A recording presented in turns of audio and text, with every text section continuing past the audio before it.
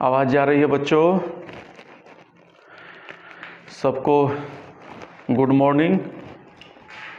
आज मैं एक नया एक्सरसाइज आपको मैं बताने जा रहा हूँ नया लेसन से। वो है, कल मैंने पिछले क्लास में आपको बताया था कि दो चर वाले रैखिक समीकरण के बारे में, है ना। तो सबसे पहले हम लोग क्लास चालू करने से पहले आपको मैं कुछ बता देता हूँ। आपको इंटरमीडिएट का भी तो एग्ज़ाम चल रहा है, फिर आपको मैट्रिक का एग्ज़ाम चलेगा, यानी आपके पास मैट्रिक के एग्ज़ाम से अभी से लेकर आपको बहुत ही समय ज़्यादा नहीं है। एक साल है, आप एक साल मेहनत करिएगा, अच्छे से मेहनत करिएगा, कॉपी अच्छे से लिखिएगा। कॉपी अच्छे से नहीं लिखेंगे तो नंबर अच्छे नहीं मिलते हैं। कॉपी हम लोग खुद चेक करते हैं, है ना। मैट्रिक का कॉपी हम लोग चेक करते हैं, तो इसका आपको नंबर, जो लड़का अच्छे से कॉपी लिखता है, राइटिंग उसकी अच्छी है, उलूल जुलूल बातें नहीं लिखता है, तो उसको अच्छा नंबर उसको मिलता है। आप जो है कोई बच्चा तो देखते हैं कि क्या लिख देता है, गाना लिख देता है। तो गाना लिखने से आपको नंबर थोड़े ना मिलते हैं। गाना आप न लिखिए। गाना लिखने से इस समय देखिए, एक इंटरमीडिएट के परीक्षा में एक वीडियो वायरल हो रहा है सच तक न्यूज़ पे। क्या हो रहा है, पूछता है कि पटना के, बिहार की राजधानी कहाँ है, तो बोलता है पटना बा, और उसके बाद जो है भोजपुरी गाना सब लिखते हैं। तो बच्चों, इस तरह से आपको कोई भी टीचर आपको नंबर नहीं देगा। लेकिन आप तथ्य से संबंधित कोई भी चीज़ अगर लिखिएगा तो आपको जो है नंबर आपको ज़रूर टीचर देंगे, शिक्षक ज़रूर देंगे। आप उलूल जुलूल चीज़ें न लिखिए, आप जो है फालतू चीज़ें न लिखिए। आप, इससे क्या होता है, शिक्षक कॉपी चेक करते हैं, उनका माइंड डिस्ट्रैक्ट हो जाता है। अरे बच्चा क्या लिखा है, मैं उसको क्या नंबर दूँ। नंबर देने लायक भी रहता है तो नंबर नहीं देते हैं। तो बच्चों, इस तरह से आप लोगों से एक सलाह है कि कॉपी हम लोग खुद चेक करते हैं तो उसमें आपके फैक्ट को देखा जाता है, आपके राइटिंग को देखा जाता है। थोड़ी बहुत इधर उधर होती है तो बच्चों को हित के ख्याल में रखते हुए नंबर हम लोग आपको दे देते हैं। लेकिन इस तरह की उलूल जुलूल बातें न लिखिए। कोई लड़का लड़की होता है, क्या करता है, पेपर में लिखता है कि हमारा जो है शादी होने वाला है सर, और हमको पास कर दीजिए। अब बताइए, ये कोई मतलब होता है? शादी के लिए आप पढ़ रहे हैं? लड़कियां ज़्यादा लिखती हैं कि शादी हमारी है सर, हमको पास कर दीजिए, मैं आपको अपना पिता मानती हूँ। और तो नहीं, कॉपी में जो है पैसा नोट चिपका देते हैं सब। ये बहुत गलत चीज़ है। कॉपी में नोट चिपकाने से, कॉपी में आंसर शीट में पैसा देने से, उलूल जुलूल चीज़ें लिखने से, बाप बनाने से, चाचा बनाने से, भोजपुरी गाना लिखने से, गंदी गंदी बातें लिखने से नंबर आपको नहीं मिलता है। आप थोड़ा सा भी अच्छे से लिख दीजिए, आपको नंबर टीचर ज़रूर देंगे, है ना। आप जो है भोजपुरी गाना बाबू लोग न लिखिए। आपसे रिक्वेस्ट है, भोजपुरी गाना आप नहीं लिखेंगे। 10th के पेपर में, अभी इंटरमीडिएट के पेपर में एक सच तक न्यूज़ में वायरल हो रहा है, बहुत ज़्यादा वायरल हो रहा है। बताइए, नेशनल टीवी पर भी उस तरह क्वेश्चन क्या आ रहा है, उस तरह से हमारे बिहार की बदनामी हो रही है। तो बच्चों, आप लोग, रिक्वेस्ट है, आप लोग उस तरह के गाने का प्रयोग न करिए, आप लोगों के हित के लिए है ना। अगर इस तरह से अगर प्रयोग करिएगा, कोई टीचर आपको पास नहीं करेगा। आप कुछ भी लिखिए ना, कुछ भी लिखिए, हिंदी में जो भी आता है लिखिए, सोशल साइंस का आता है, इंग्लिश का आता है, जो आपको आता है वो शब्द आपको लिखिए। लेकिन उलूल जुलूल चीज़ें मत लिखो बाबू, नहीं तो कोई नंबर नहीं देने वाला है। आप समझ लीजिए, ज़माना बदल गया।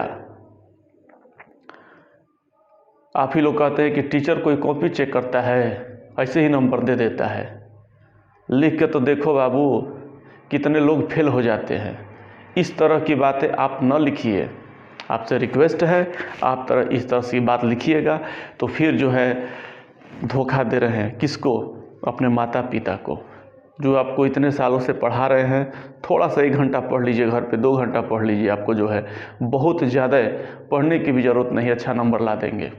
और नहीं तो नहीं पढ़ेंगे तो बेरोजगारों के लाइन में आप सबसे जो है पीछे खड़े होंगे, आगे भी नहीं हो सकता। आगे खड़े हो तो आपको चॉइस कर लिया जाएगा, चुन लिया जाएगा, सबसे पीछे खड़े होंगे और सरकार की तरफ गिनती कराएंगे कि हमारे यहाँ बिहार में इतनी जो है या पूरे देश में इतने जो है बेरोजगार हैं, नहीं पढ़ेंगे नौकरी नहीं मिलेगी। बेरोजगारों के लाइन में आप सबसे पीछे खड़ा रहिएगा, ये मेरा दावा है। आप ढंग से पढ़ लीजिए, आपको रोजगार मिलेगा, नौकरी मिलेगी, ये मेरा गारंटी है। क्यों नहीं मिलेगी बच्चों? मैं तो कहता हूँ एक एक लड़के 8-8 नौकरी छोड़ छोड़ के अच्छी अच्छी नौकरी पकड़ते हैं। तो 8 नौकरी उन्होंने छोड़ के जो है पकड़ा है, तो कहाँ से पकड़ा है? तो 8 लोगों उसके जगह पर 8 लोग भर्ती हो जाते। मेरे कई मित्र हैं 8-8 नौकरी 10-10 नौकरी लोग छोड़ के रेलवे में भर्ती हुए, एसएससी भर्ती हुए हैं। तो उन पर टैलेंट है। टैलेंट अगर आप लोग पढ़िएगा तो 8 सीट आप 8 लोगों की होती, न कि एक व्यक्ति का होता। तो इस तरह से पढ़िए आप लोग, है ना। उलूल जुलूल चीज़ें मत लिखिए, और नहीं तो बाबू फिर तो वही होगा, है ना। तो चलिए, कुछ थोड़ा सा इस तरह की बातें हो गई। अब मैं आपको जो है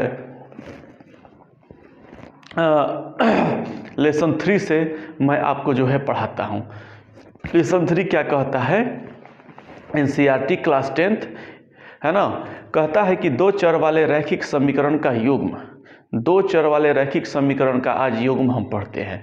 2 चर वाले रैखिक समीकरण के बारे में आज हम लोग पढ़ते हैं, है ना। आइए, हम लोग अभी 9th क्लास में हम लोग पढ़े थे, क्या पढ़े थे? एक चर वाले रैखिक समीकरण पढ़े थे। बच्चों थोड़ा सा ध्यान दीजिए, 9th क्लास को जोड़ते हुए मैं आपको ले चलता हूँ। 9th क्लास में हमने पढ़ा था, क्या पढ़ा था? एक चर वाले रैखिक समीकरण पढ़ा था, ax + b = 0 या ax = -b, है ना। इसमें कितने चर दिखाई दे रहा है? एक चर, एक चर, वो चर क्या है? x है, ठीक है। जहाँ a ≠ 0, a 0 नहीं होगा, a 0 हो जाएगा तो उसका जो चर जो है वो भी 0 हो जाएगा, ठीक है। तो ये हमने 9th क्लास में पढ़ा था। आज 10th क्लास में है 2 चर वाले रैखिक समीकरण का युग्म पढ़ना है, मतलब एक नहीं 2, युग्म 2। तो उसको हम देखिए, इसका व्यापक रूप होता है ax + by + c / 0। ये 2 चर वाले, इसमें चर कौन कौन से हैं बच्चों? चर बराबर x और y, x और y है। क्या क्या है? x और y चर है, ठीक है। 2 चर हो गया, 2 चर x और y। जहाँ a ≠ 0 और b ≠ 0, a और b दोनों 0 नहीं होने चाहिए। अगर 0 हो जाएंगे तो केवल क्या बचेगा? अचर पद तो बचेगा। केवल क्या बचेगा? अचर पद बचेगा, यानी हमारा कांस्टेंट टर्म बच जाएगा, वेरिएबल हमारा खत्म हो जाएगा। इसलिए a ≠ 0 और b ≠ 0, है ना। ये हमारा क्या हो गया? व्यापक रूप हो गया, ठीक है। व्यापक रूप हो गया किसका? 2 चर वाले रैखिक समीकरण, नॉट युग्म, युग्म नहीं, अभी युग्म के बारे में बताएंगे। युग्म मतलब जोड़ा, है ना। तो अगर हम लोग इस पूरे को अगर 1 मान लेते हैं, है ना, पूरे को 1 मान लेते हैं, तो इसको लिख सकते हैं a1x + b1y + c1 = 0। युग्म देना है, 2 देना है, a2x + b2y + c2 = 0। कितने इक्वेशन हो गए बाबू? 2 समीकरण हो गए, 2 समीकरण हो गए। ये युग्म बन गया कि नहीं? युग्म बन गया कि नहीं? दो समीकरण है, दोनों समीकरण का युग्म बन गया कि नहीं? बन गया। तो इसको हम लोग बोलते हैं युगपद रैखिक समीकरण। क्या बोलते हैं इसको? युगपद मतलब जोड़ा, युगपद रैखिक समीकरण। ठीक है, इसको हम लोग बोलते हैं युगपद रैखिक समीकरण, मतलब रैखिक समीकरण का युग्म जोड़ा। ठीक है, तो ये हमारा हुआ, फिर से एक बार, A X plus B Y plus C equal to 0, ये हमारा क्या है? दो चर वाले रैखिक समीकरण का व्यापक रूप है। क्या है? व्यापक रूप है, जहां एक्स और चर क्या है? एक्स और वाई है। A not equal to 0, B not equal to B is not equal to 0, मतलब ए और बी दोनों 0 नहीं होने चाहिए। जब ये 0 नहीं होगा तो हमारा क्या होगा? यह व्यापक रूप कहलाएगा। ओके, अगर यह 0 हो जाता है ए और बी, तो केवल हमारा क्या बच जाएगा? कांस्टेंट टर्म सी बच जाएगा, जो कि सी क्या है? कांस्टेंट टर्म है, अचर पद है। तो अचर पद तो हमारा रैखिक समीकरण तो हुआ नहीं। अब आता है कि युगपद समीकरण, रैखिक समीकरण मतलब युग्म, दो रैखिक समीकरण के युग्म के बारे में पढ़ना है। 9th क्लास में हम लोग केवल एक रैखिक समीकरण के बारे में पढ़े थे, अब यह युग्म के बारे में पढ़ेंगे। उस युग्म को युगपद रैखिक समीकरण कहते हैं, जो कि अगर पहले समीकरण को 1 से डिनोट कर दिया जाए, दूसरे को 2 से डिनोट कर दिया जाए, तो ये हमारा हो जाता है रैखिक बहुपद का युग्म, यानी युगपद रैखिक समीकरण। ठीक है, किसी को कोई दिक्कत नहीं है ना? अब मैं आगे आपको बताता हूं। आइए, अब मैं आप लोग को समीकरण से आपको ग्राफ, सबसे पहला चैप्टर में आपको जो है पहला दूसरा में आपको ग्राफ खींचने को बताएगा। तो ग्राफ, दो रैखिक समीकरण का, युगपद समीकरण का ग्राफ कैसे होता है? 3 तरह का ग्राफ होगा। क्या क्या ग्राफ होगा बच्चों? इस देखिए, ये आपका क्या होगा? X dash, Y dash. ठीक है, ये आपका मूल अक्ष हो गया 0। तो अगर इसका हमारा अगर इस तरह से जाता है, रैखिक समीकरण है, रेखाएं सीधी होंगी, इसका अगर इस तरह से जाता है तो ये एक दूसरे को क्या करेंगी? प्रतिच्छेद करेंगी। क्या करेंगी? प्रतिच्छेद करेंगी। ठीक है, दूसरा हमारा क्या हो सकता है? आप थोड़ा सा देख लीजिए, एक्स डैश, वाई डैश। दूसरा हमारा हो सकता है कि रेखाएं क्या होंगी? इस तरह से। इसका अगर ग्राफ खींचेंगे तो इस तरह से होगा, इस तरह से हो सकता है, न कि होगा। तो हमारा रेखा क्या होगा? यह समानांतर होगा, समानांतर होगा, मतलब कि ये दोनों रेखाएं एक दूसरे को प्रतिच्छेद नहीं करेंगी। जब प्रतिच्छेद नहीं करेंगी तो इनका एक हल होगा, कोई हल नहीं होगा। इसका कोई हल होगा, नहीं कोई हल होगा। ठीक है, आइए एक रेखा, आइए फिर एक्स डैश, वाई डैश। एक ग्राफ पर दिखाते हैं दोनों रेखाओं को। मान लीजिए कि पहली रेखा ये हो गई। ठीक है, पहले समीकरण का रेखा ये हो गया। फिर दूसरा समीकरण का रेखा भी सेम इसी पर होगा, सेम इसी पर होगा, तो इसको बोलेंगे समपाती। समपाती मतलब दोनों रेखाएं एक ही पर होंगी और इसको अनंत जगह पे काटेंगी। इसी के ऊपर ओवरलैपिंग है तो क्या करेगी? हर जगह काटेगी। तो ये रेखा क्या होगी? इसके अनंत हल होगा। कितने हल होंगे? अनंत हल होगा। इसका कोई हल नहीं होगा, कोई हल नहीं होगा। ठीक है, इसका क्या होगा? एक हल होगा, एक अद्वितीय हल होगा।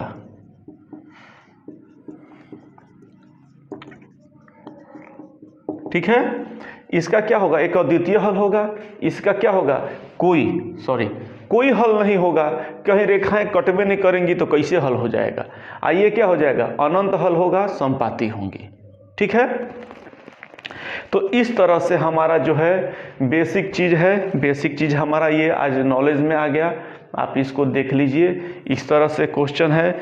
अगर अब इस पर आपको ग्राफ खींचना है बच्चों।